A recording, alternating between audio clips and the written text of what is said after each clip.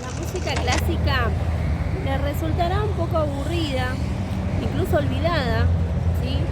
Pero lo cierto es que se viene usando desde hace muchos años, ya sea para expresar emociones en películas, para sonorizar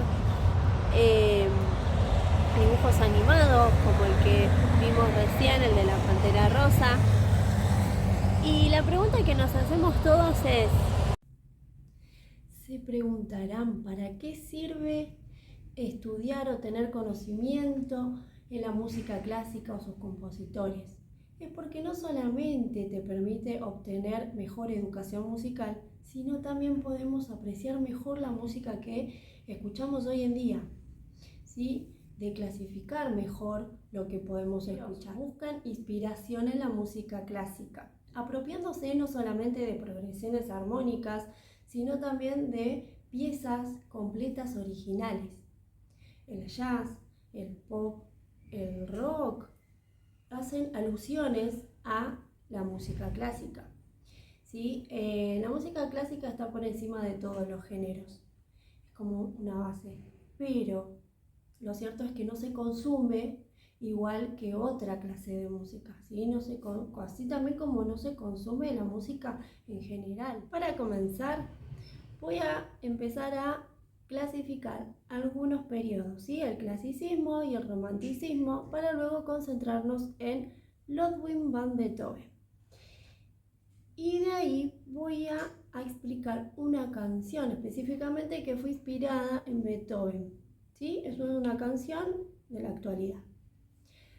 Comenzamos, vamos por el clasicismo. El periodo clásico comienza aproximadamente en 1750 y termina aproximadamente en 1820, ¿sí? Se buscaba hacer una música más entendible, una belleza más sencilla, que sea más escuchable, que sea más acompañable, bonita, sin tanta complejidad como veníamos escuchando en el barroco.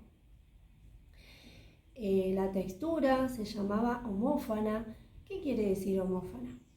Y homófona es que se destacaba una línea melódica, ¿sí? Esa línea melódica que hoy en día conocemos como la melodía.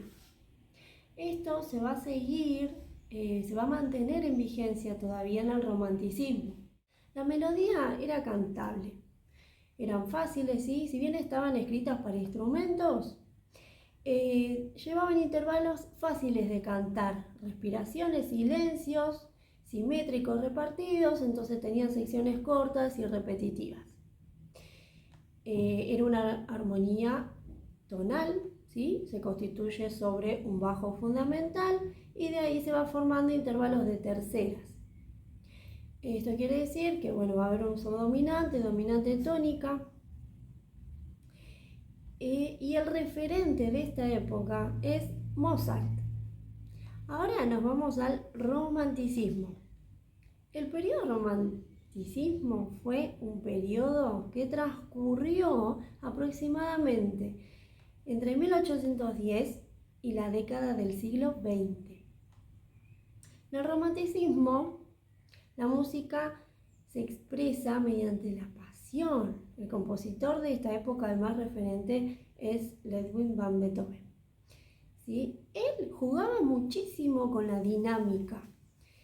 Es un artista, tiene composiciones en donde expresaba un nivel de intensidad emocional mucho más alto que el clasicismo. En este periodo ya se usaban todas las notas musicales que conocemos hoy en día, y ordenadas esas notas en un cierto orden forman las escalas, pero en este periodo no se usaban tanto esas escalas, ¿sí?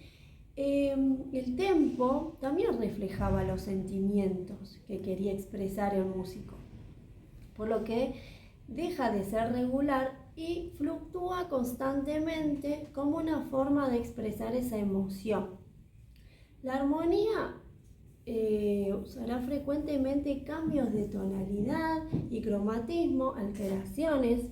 Beethoven empezó siendo clásico en un momento porque vivió muchísimos años, pero al final de su vida, ya en el romanticismo, empezó a hacer obras cada vez más románticas, más liberales, más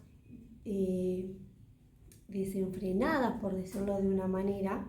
Era muy expresivo. Y una cosa que Beethoven demostraba en sus obras y que reflejaba era la ansiedad y la angustia que vivía en ese momento. Beethoven admiraba mucho a Mozart, ¿sí? Pero a la vez su música reaccionaba a lo anterior y seguía la sensibilidad del público, que ya no le gustaba tanto la música del pasado. ¿Qué es lo que pasa hoy en día?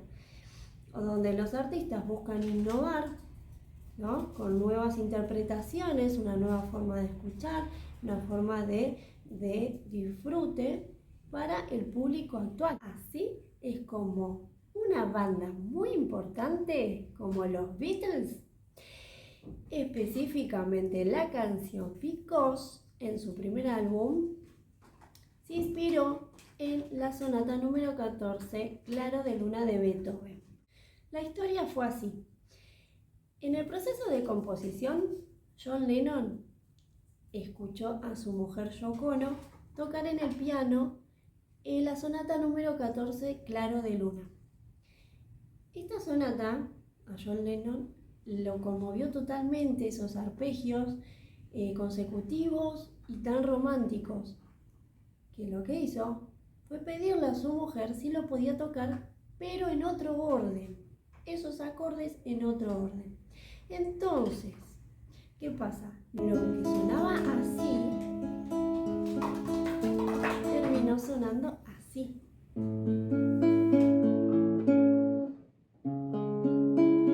Así es como John Lennon se apropia de esa idea musical, y a partir de ahí, sumado con el ingenio, la creatividad y todo el equipo talentoso, nace una gran canción y crea algo completamente nuevo.